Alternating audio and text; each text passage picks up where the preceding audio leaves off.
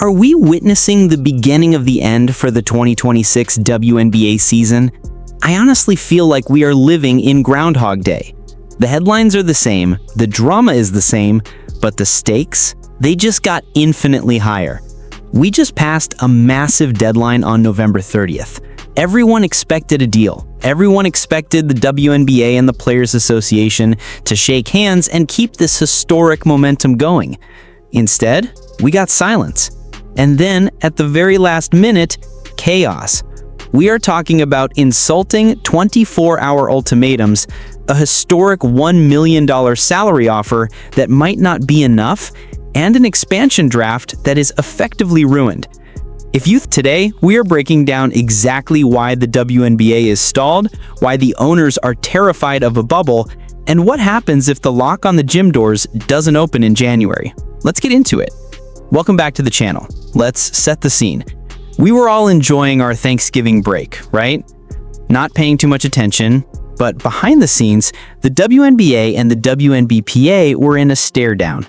We see you and we call BS and this and that. There's just been a lot from the WNBA. That seems to be their tactic throughout these negotiations, is just saying that they're not happy or it's a slap in the face. Like, this offer is a slap in the face. We've heard that so many times when it comes to the negotiations. And also, you guys, similar to the previous extension, both sides have the option to opt out of the new deadline with 48 hours notice. So the main sticking point remains the salary model. Last week, the WNBA presented a proposal that included a maximum salary of over $1 million, which represents a historic number in the league, which had a salary cap of $1.5 million per team this past season. So we've also talked about this, you guys. The WNBA's most recent offer for the players was a max salary of $1.1 million. However, the Supermax base salary would be around $850K, maybe a little bit more, and then you could reach that $1.1 million mark with revenue sharing and other bonuses throughout the year. So it wasn't like you were guaranteed that $1.1 million. It came with other things. And so a lot of the first 30-day extension of the CBA was set to expire on November 30th. Silence.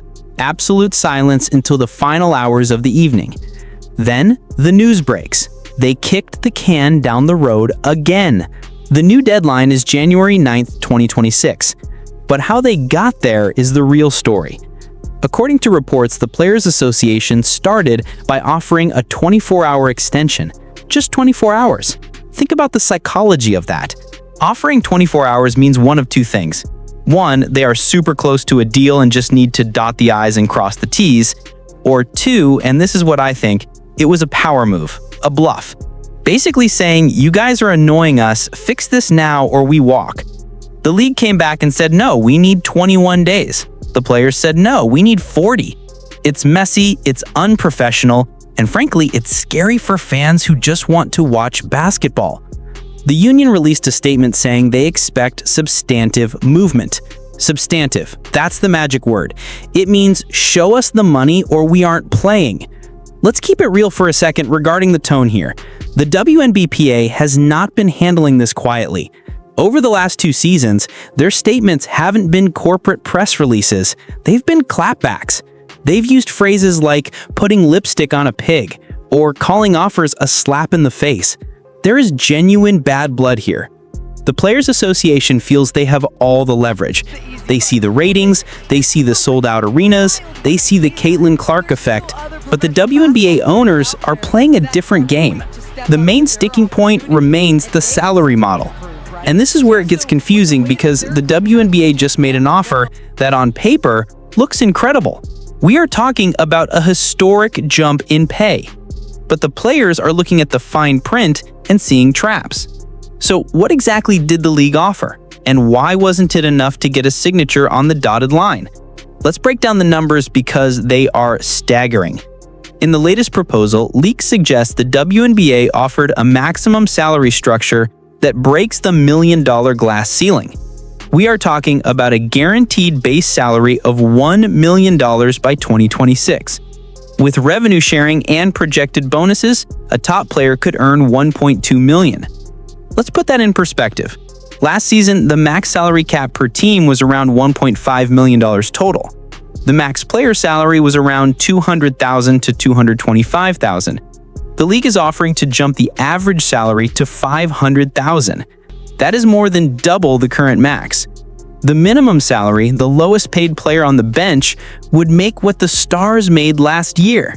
The team salary cap would jump to $5 million. So if the owners are offering to 5x the money, why is the union saying no? It comes down to revenue sharing. The players don't just want a fixed number. They want a percentage of the growth. They want the NBA model where they get a cut of basketball-related income, because if the league explodes in popularity next year, they don't want to be stuck at a fixed $1 million while the owners make billions. We're going to talk about the bubble theory and why the expansion draft is totally ruined in just a second. But first, if you're tired of all this legal drama and just want to see buckets, you need to check out our partner WNBA Shorts. Look, CBA talks are boring. Highlights are exciting. WNBA Shorts is the fastest growing channel for quick, high-energy clips. We're talking logo threes, ankle breakers, and funny moments you missed on the broadcast. It's the best way to stay engaged with the fun side of the league while the suits argue in the boardroom. Click the link in the description, go subscribe to WNBA Shorts, and tell them we sent you. Get your basketball fix right now. Okay, back to the negotiating table. Why are the owners hesitant to give the players full revenue sharing? I have a theory. Let's call it the bubble theory. The owners might be looking at this massive spike in popularity, driven largely by the Caitlin Clark rookie year, and wondering, is this sustainable?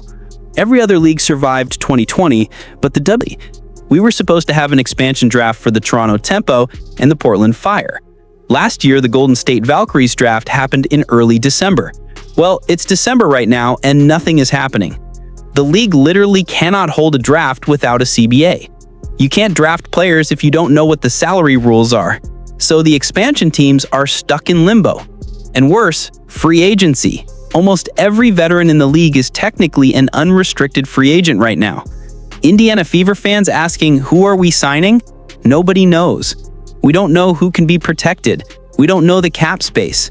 The entire offseason is frozen. If this drags into January or February, the 2026 season timeline gets crunched. It is a logistical nightmare. And finally, we have the unrivaled factor. The new extension expires January 9th, right before the new 3-on-3 league starts. Is that a coincidence? Probably not. The prioritization rules are still a mess. Players want to play in Unrivaled, Project B, and overseas without being punished. If the WNBA locks out, these players might just go play in the 3-on-3 league and say, forget the WNBA for a year. So I have to ask you guys the big question. I want you to go to the comments right now and tell me, do you think we will have a full 2026 WNBA season? Type yes if you think they figure it out. Type no if you think we are headed for a lockout or a strike. Also, whose side are you on? Are the players being greedy, turning down $1 million salaries? Or are the owners trying to trick them? Let me know. It would be undeniably stupid for the league to stop now with all this momentum, but we have seen crazier things happen in sports business. I'll keep you updated the second the news drops. If you enjoyed this breakdown, hit the like button, subscribe to the channel, and check out WNBA Shorts for the highlights. I'm ready for basketball, not lawyers. Let's hope they fix this. See you guys in the next one.